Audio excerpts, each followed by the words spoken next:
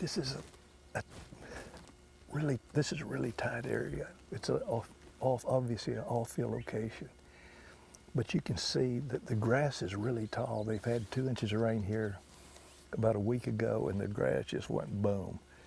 So we're using these off-field locations because that's where we have visibility.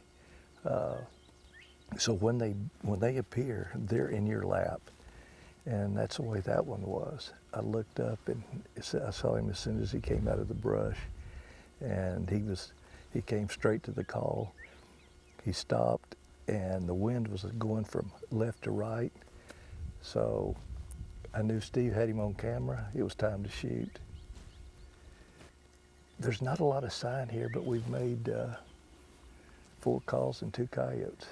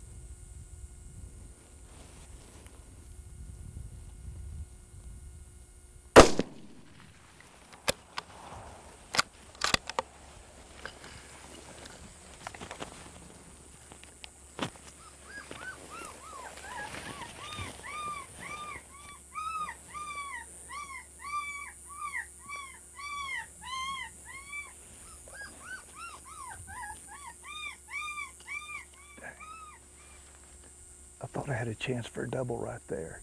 I killed the coyote down here. I was a little worried about the breeze, so I shot him down, but then I also, that female had kind of moved into that big opening, and I thought, well, I'll have a second shot at her if I can get her stopped. That's why I went to that hurt pup immediately, and she started checking up a little bit, but she never stopped totally. So rather than take a shot that's not my favorite, going from right to left, I let her roll. And then I was kind of hoping, well, maybe she'll curve back and go up on the hill and look back down, but I think she continued on up the canyon. Boy, I'd played one series as all, and I see him, the one in the road, way out there, and she came down the road for probably 75 yards or so, and then it picked up motion to the right, and it was a second coyote. Actually, I think the female's the one that was in the road, and the male was off in the brush, and that's the one that I killed. I think it's the male. Heck, it may be, looks like it may be the female. Oh, let's see here. What do we got? I think it's the male. Yeah. Looks like a racehorse.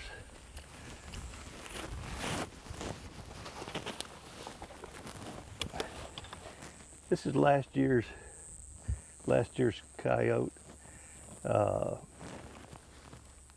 He's in fair shape. He's really a little thinner than I thought he might be.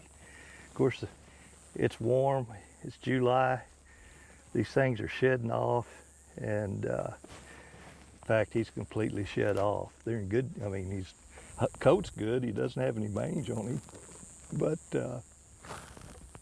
this is typical coyote for this country. And he came good. I always like to look at the toes on him. This old volcanic country, they don't have much toenail on them. They wear them off. But for a young coyote, he's got a pretty decent sized skull on him. He'd end up being a big coyote. But not so much now.